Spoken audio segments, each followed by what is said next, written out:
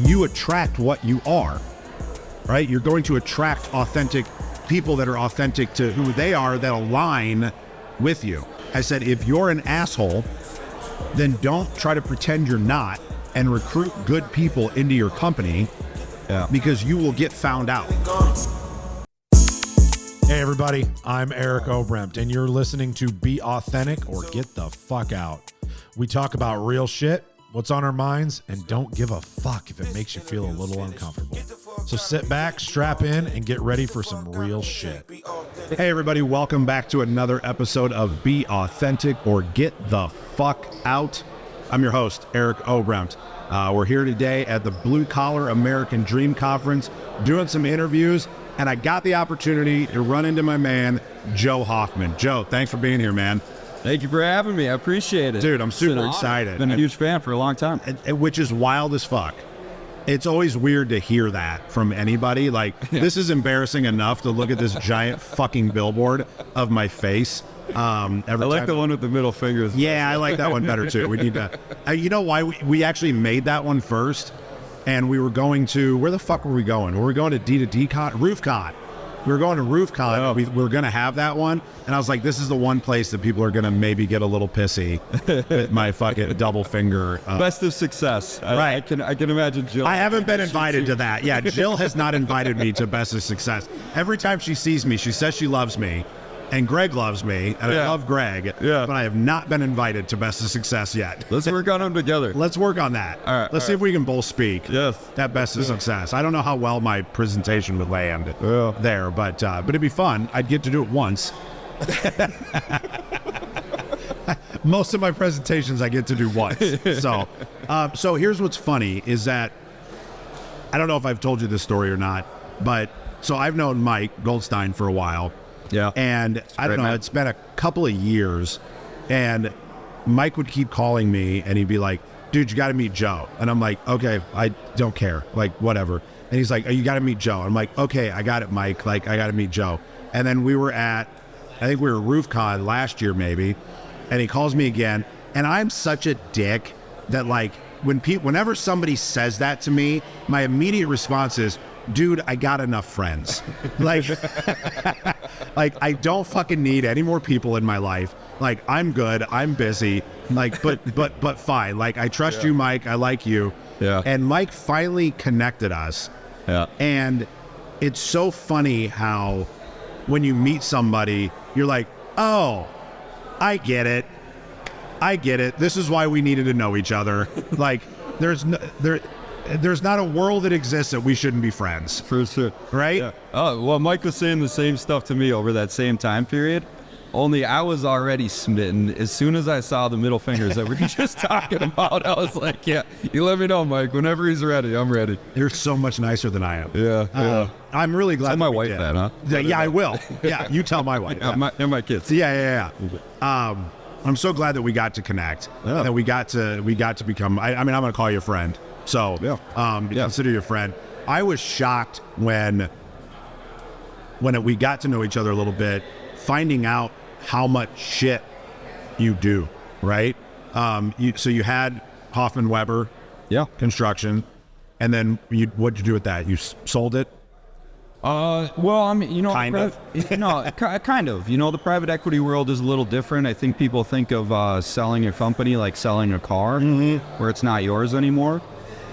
This is really more of a partnership. Okay. So we partnered with private equity, and we're partnering with a lot of companies out there now. And it's going well. So what's that like? Because did you build that company from the ground up? You know, that's really my secret, is that I haven't really built anything. Okay. Yeah, I've been blessed to be surrounded by amazing, talented, driven people. And so it really started out actually with the whole Roofle team was what built Hoffman Weber Construction to start. Oh. Yes. Okay. So we built Hoffman Weber Construction together over like a 10, 15-year period. Okay. And we hit a point where we just had extra capacity on our leadership team. It was running. It was humming. Things were good, right? And what do you do in roofing when you're bored and everything's humming and everything's going well? You start something new. Yes. So that was 5 years ago. We hit that point, and Mike Sample kind of took over Hoffman Weber Construction, and Kim Sunset is our HR. They kind of, and controller wears a lot of hats. They took over Hoffman Weber Construction, and then Travis and Matthew went off and really started Roofle. So that's where you met Travis. Yes. Have you met Matthew? I don't think I have. Oh, dude, you love Matthew. Really? Oh, he's such a good dude. He's such a good dude. He's Well, that's next insanely introduction. brilliant. Yeah. Perfect. So it's Matthew and Travis and our CTO Brad. They're really the ones that built and ran and started Roofle. Okay.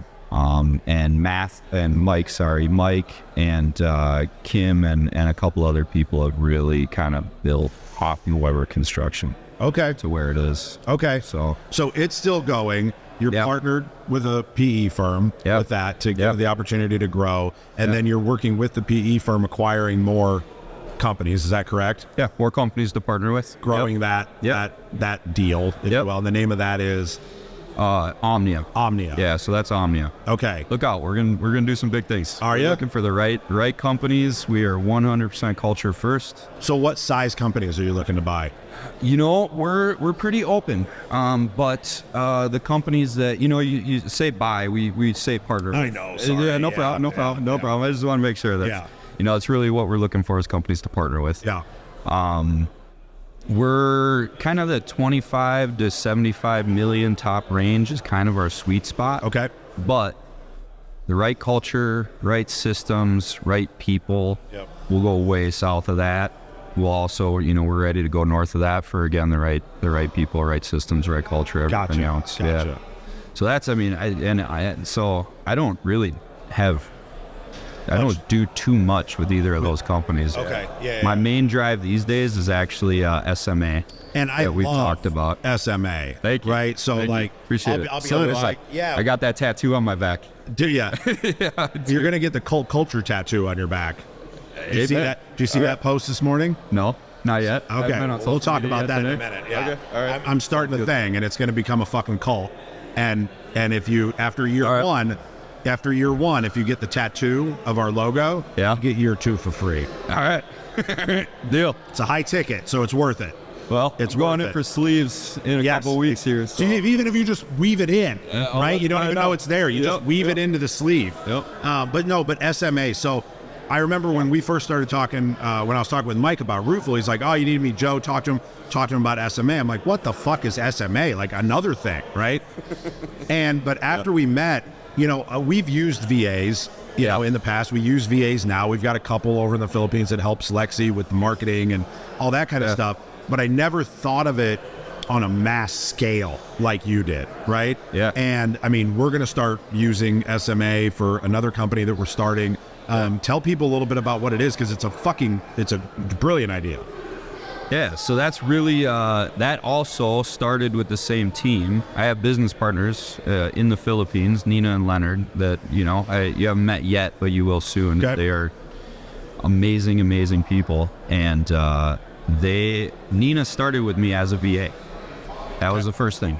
Right. A few months goes by, she says, "Hey, I got this guy you got to meet. He's even better than I am." Is that John? No, that's not John. No, okay. that was Leonard, right? Okay. John came on a little bit later. And I said, "Hey, enough said. If you're saying we need this guy, done. He's hired. We'll figure out something. We got plenty of things to do, right?" And that team just started growing. They were really the powerhouse behind what allowed Hoffman Weber to scale. Yeah. They were actually a huge part of the powerhouse behind allowing Roofle to do what it did early on. And it was about 4 years ago that it really became apparent. We had 25 people at that point, and it became really apparent that a lot of other contractors could use this operational efficiency, the standard operating procedures we put together, the access to labor. It's so hard to hire people. I mean, look, I don't know, Minneapolis Subway's paying people $20 an hour to make sandwiches, Right. right? So to have a high quality admin assistant Yeah. it's difficult. Now you start and I giving think it that the a real phone difficulty for people hiring people like that is that they don't know what the fuck to give them, right? And that was why I was intrigued with our conversation as you continue, is that you guys help facilitate what that looks like as well, right? By building out the processes and all the onboarding that you do. You're 100% right, and I never thought of that. Oh, you're welcome. Thank you. I appreciate it. Yes, you're exactly right. Telling them what to do, telling them what tasks need to be done, and that was really where we saw a difference between us and a lot of outsourcing firms or VAs or whatever else, is they just give you that virtual assistant, and you got to still tell them what to do. Yeah. Yes. That's hard. Yes. That's making a fucking job for me. Yes. Now I have to figure out what the fuck to give away. Yes. I don't know what to give away. Yes. Yeah. And you got to run ads, and you got to run interviews, and you got to run second interviews, and then you got to hope they show up. Yep. So where SMA really starts is by working with our clients to figure out what task needs to be done. Mm-hmm. What does your business need to operate better? And then we step in and fill out the standard operating procedures for that with you. Yeah. And then we provide the manpower and training. Because you're basically, I mean, at the end of the day, man, I think the real value is in the pre-consult of getting the company to understand their needs. Yep. People pay thousands and thousands of dollars just to figure out what the fuck they need to do. Yes. Yes. But you're doing that Yes. for them, Yes. so that you can then give it to somebody else and pay them a low wage to get it done at a high level. Yes. Like, that's a win-win-win across the board. Yeah, exactly. You know, and we saw that with a lot of the consultants, and I have massive amounts of respect for a lot of the consultants in our space. Jim Johnson was one of my first mentors. What he's done with Roof Coach Pro, he's changed lives. Yep, I've used like Contractor Coach Pro now. Sorry, Jim. Yeah, sorry. It's automatic, isn't it? Yeah. It goes way back, but I mean, what he's done is phenomenal. But part of the difficulty of what we saw there is that in roofing, man, dude, you know, you're in the business, you can have the best plans in the world, and then you get a phone call that they delivered the wrong color to a roof and it's half installed. Right. Done that. Yes. You get a phone call that one of your roofers was behind the bushes peeing. Yep. And I don't piss off a roof on a golf course. Yes. Like, what the fuck? We had a roofer one time, true story. We got a call from a customer whose neighbor sent them pictures of one of our guys taking a dump down the plumbing stack. No shit. That is a true story, man. That is a true story. Another true story, my grandpa did that. My grandpa told me a story where they shit down a chimney on a flat roof, and another time he had drank so much the night before, the kid had a sandbox. Yes. Like like the big tractor tires, and they'd fill them up with sand. He went and took a shit in the sandbox and then covered it up like a cat. Yeah. Yes. And 100% happened. Yes. So you're a roofer, and you know all these great things you need to do for your business that is going to make your business better and is going to make it grow and be more profitable and provide better service and keep your employees happier. And you have all these things to do, and you have the absolute best intentions on implementing Monday morning. Yeah. Right? You just got back from a great conference like this one. You got 3 pages of notes. Yep. And then you get a call about the roofer taking a piss off the back of a roof on a golf Everything course. gets fucking distracted. Yes, exactly. So that was our thesis from the start, is we can't just help our clients figure out what needs to be done. We have to be able to then come in and say, okay, what do you want done? Help them figure out what they want done so that we can do it for them. Yep. At a very affordable price. Yeah. I absolutely love that. And so when did you launch that?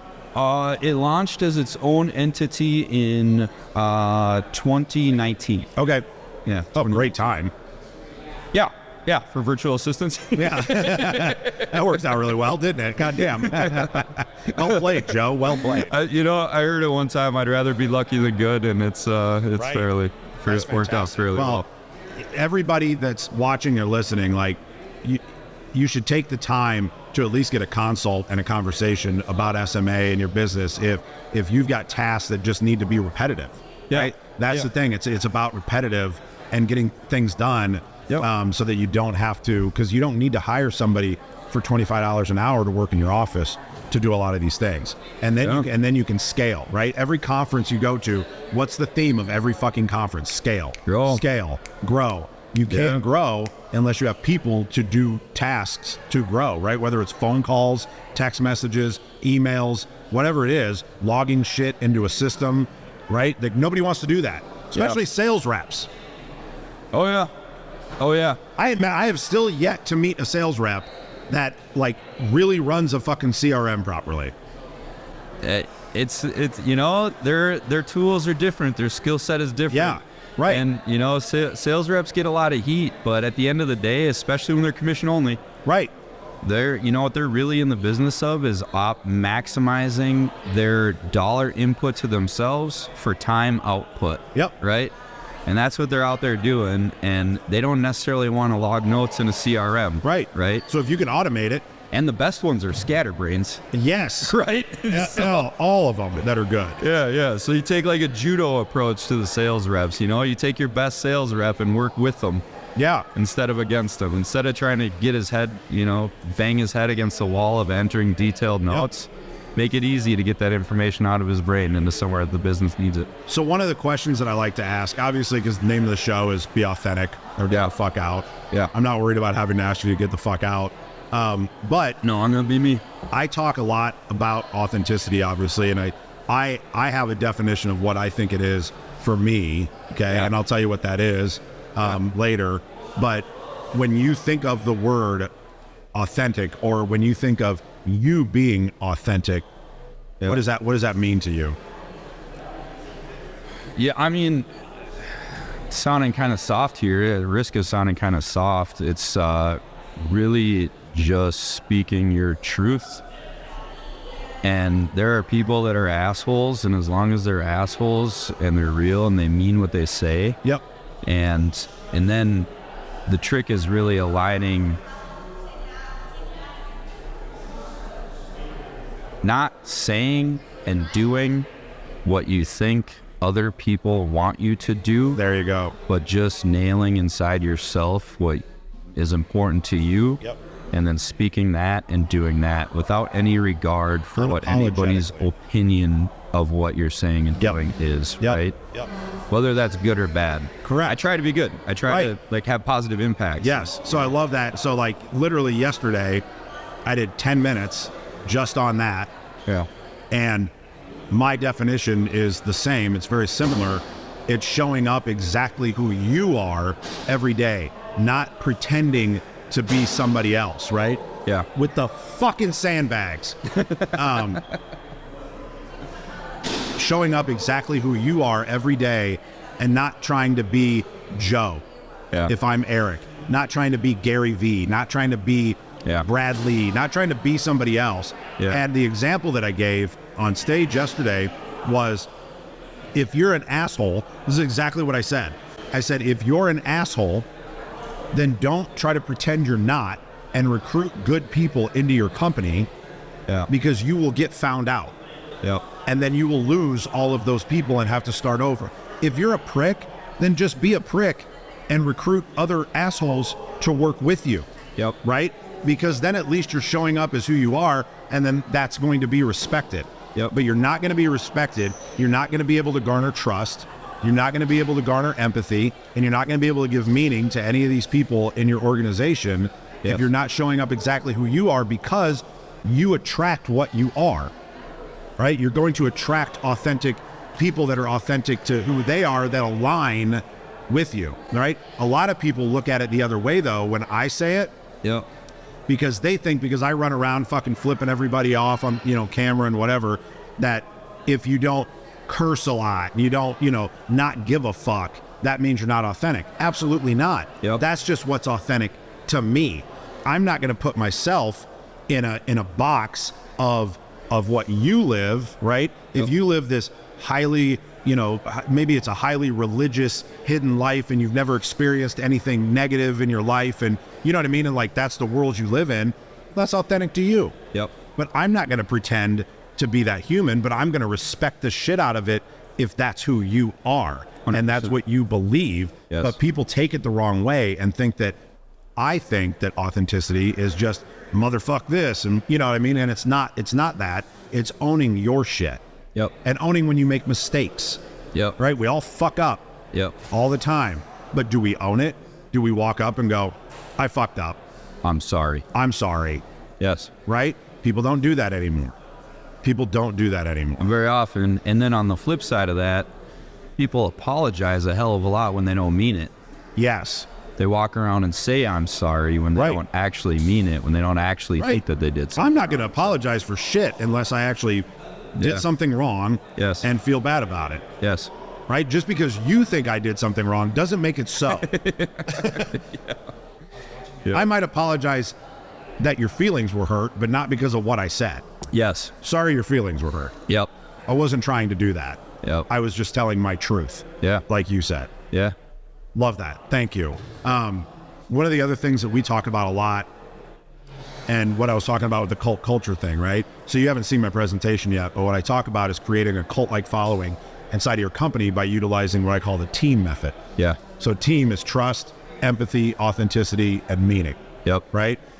And so we're rolling out this cult culture movement where we're going to do group calls and we're going to have a little mastermind where you can take a couple trips a year with me. We're going to do trust exercises, empathy exercises. I'm a big avid scuba diver. So we're going to go fucking drop underwater. Maybe we got our certification last year. Dude, then you're Yes, my wife, myself, and 2 of our kids. Did you? Yes. So we go to Cayman 3-4 times a year and go diving. What a trip that is. Dude, love it.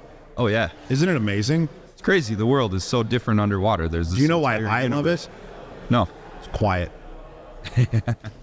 It's fucking quiet, right? And every time on my first dive of a trip, you know what I accidentally do every time? I pat my pocket, looking for my phone. Every time, every first dive on a trip, I fucking tap my back pocket looking for my phone reaction. And by the second day, I stop doing it. By the second day I stop doing it, and I get to experience where I'm at, right? My breathing slows down because I'm focusing on my breathing so I can go up and down with my buoyancy. And I get calm. I track my heart rate on my Whoop band and I check it after I dive. My heart rate goes like to where I'm sleeping almost. Like I'm at like 60, 65. I maybe sleep at 50, but it'll go down to like 60, 65. Other people, they get real anxious when they dive. They might jump up to 110, right? Because they're like, oh shit, and they're kicking and they're fucking flailing about. And I just zen out. I think that's my second epiphany of the day. Yeah? Yeah. It's the same thing. You're not checking your phone underwater. You know what else I found myself is super present with the people that I was diving with. Yes. With my wife and kids, and I was partnered up with my 13-year-old because he and I are similar energy, you know what I mean? We're just like rolling around like minks underwater, but you have got to be so aware of your partner that you're diving with, and even though you're not talking to them, you just really connected. Yes. Because you always know where they are. You have to know where they are. Always keeping an eye on them. Yes. And you want to keep them close in case you see something. Yes. So you can do a little tank bang and get them to fucking see the shark over in the corner. And you're just doing fist bumps and you're seeing their expression and you're not talking. And you're doing it together. Yes. Yes. That's amazing, right? Like it's just, it's the most amazing experience. And you're not checking your phone. And you're not checking your phone. That's why I love it. These damn things, man. Yeah. Dude. There's nothing I enjoy more. Golf used to be my release. Yeah. And now that is. Yeah. Because I get reset. And then what actually ends up happening is that I get so much time to think when I'm down there.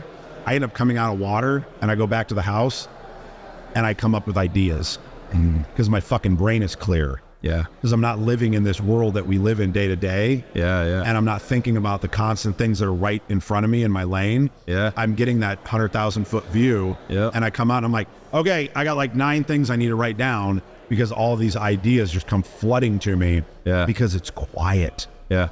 It's meditation. Yeah. Right? It's amazing. Yeah. So anyway, that's part of the cult culture movement that we're starting, and we're going to teach trust and empathy and meaning and authenticity so that you can give that to your employees, right? Because as you grow as a company, and you know this, but as you grow as a company, you don't get to touch all those people anymore. No. Right? So you've got you've got this little circle of influence that you have of your leaders that are right below you, but then they have to be impacting the people beneath them, right? And if they're not impacting them the way that you're impacting them, then your culture isn't flowing down. So we have to learn not only how do you, Joe, impact Travis and, you know, everybody else in your company, but then those 8 people that are underneath Travis, is he impacting them the same way that you are to him? Because that's what you want. That's why you made the business. That's why you made the organization, was to change lives and influence people, right? Yeah, trying to make the world a better place. And, you know, we actually, Hoffman Weber, we actually ran dead into that headlong. It was 2017.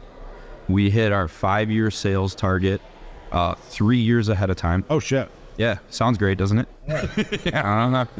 No, it was bad. And we had to introduce these extra layers of management on the fly, and we lost that culture. And that was after that year, we cut that company in half. What? Travis, Mike, Kim, Matthew, myself, we cut the company in half and rebuilt strictly culture first. Yep.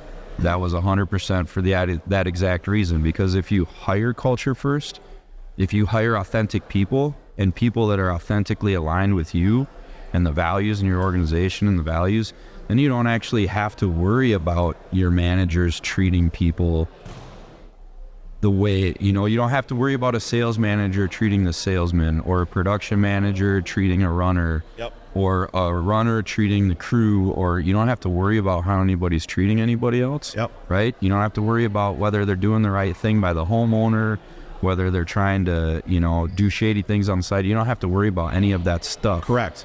It's taking care of itself. It takes care of itself, right? Yep. There's still a lot of work to do.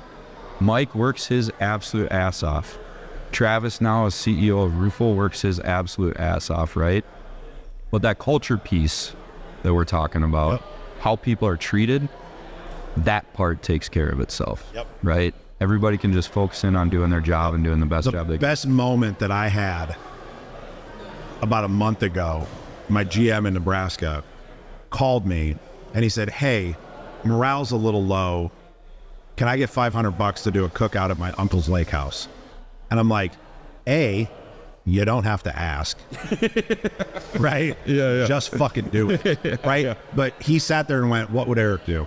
Yeah. He and like, I never had a prouder moment than that, because he was like, "What would Eric do?" He'd bring everybody together, get them together, get morale back up, get back on the same track, throw some dead meat on fire, and do some shit together, right? Hopefully talk about something other than business for an hour or two. Yes. And I think that's what most companies are missing, whether you're small or large, right? I think you're missing on the small side because they're too focused on just sales, because we all believe that sales solves all problems, and it doesn't. No. And then large companies are losing it because of exactly what you just said. They do grow and scale so fast that they forget how they got there. They forgot that they got there because they wanted to work with you, right? People come to D&M because they want to work with me to start out. Now they come to work for D&M because they want to work for Tim, or they want to work for Matt in Houston, right? And it's because of what we've tried to build. And I just think that's really important. And I think that's why we align, because I think we both have that vision together, right? Yeah, agreed. So what we do at the end of all of our episodes is I always give the floor back to the guest for something that either they wanted to expand on that we already talked about, or something that I maybe forgot that you were like, "Hey, when I get on Eric's show, I want to make sure that I bring this up." So I always want to give the floor back so that you can kind of land the plane and leave the audience with something. Well, I appreciate that. I didn't really have any plans on this. We had the other thing we were talking about, and you said you want to be on the podcast, and it was a fuck yeah out of me. But I guess really, no, just hitting back on SMA. It's smasupport.us. I really, I really believe that company has massive potential to impact a lot of our clients and their employees and the people in the Philippines that make up the workforce. I mean, it's just, it's really incredible deal. So. It really is. And I think that what you just said is really important for people to hear. It's not, when good people are running businesses, they're running businesses to change lives. And you're trying to change the business's life here to be able to automate and grow and scale, which is going to give them more money to impact more people and to help their families, and at the same time help those people in the Philippines have a job, make money, and do the things that they need to do as well. Yeah, at the end of the day, you bet we're all going to make a fuckload of money because of it, right? But we're also going to make this huge impact on all these different people's lives. And when you align with those kind of companies, for people listening and watching, when you align with those kinds of companies, that's when you're going to succeed, and that's when you're going to win. That's my driving force out of business right now, my current stage in business. And for the last 3 or 4 years, our industry is changing. Yes. And I love this industry. Yep. I've said it before. I was raised by a single mom in a trailer park, and there are not too many industries in this world and our country where a guy from a trailer park, single mom in a trailer park, can then go on and achieve the levels of success that I have, and that I've seen a lot of people that I know, real similar backgrounds. I've heard enough about your story to know you were there and look where you are now. And there's just not that many opportunities in this world. And I'm trying to preserve as much of that as I can through these companies that I've had a part in helping start. And I want to be able to empower as many contractors to not just survive the changes that are coming fast. Yep. But make sure that they actually thrive through those changes, so the right guys can still get into this business and they can build a good business and they can succeed and grow those businesses. Yep. That is now my driving mission, is to empower that ability through what we're doing at Roofle, what Travis and Matthew and Brad are doing at Roofle, and through what my team is doing at SMA. We want to make sure, because the changes between private equity and technology, that was actually the biggest reason that we came out and went SaaS on Roofle, because we were selling a ton of roofs. Right. Travis, we were selling millions of dollars in roofs a year through our technology, direct to consumer. Mm-hmm.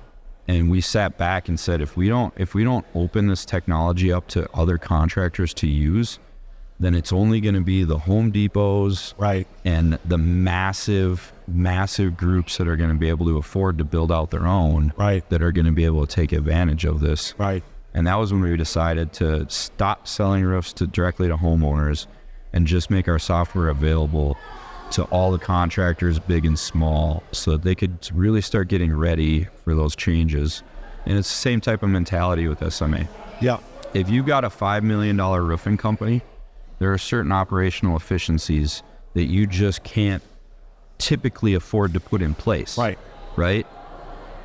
DeBella or Titan or Power doing $500 million a year, they have got operational efficiencies in place that your $5 or $10 million contractor cannot afford. Right? SMA, we want to bring those capabilities so that those $5 or $10 million companies can compete on a level playing field and grow their business. And then eventually, And SMA's for all industries. It doesn't have to be just roofing, right? So we started out with just exteriors. Yeah. So just exteriors. Right. We've definitely since expanded. Yeah.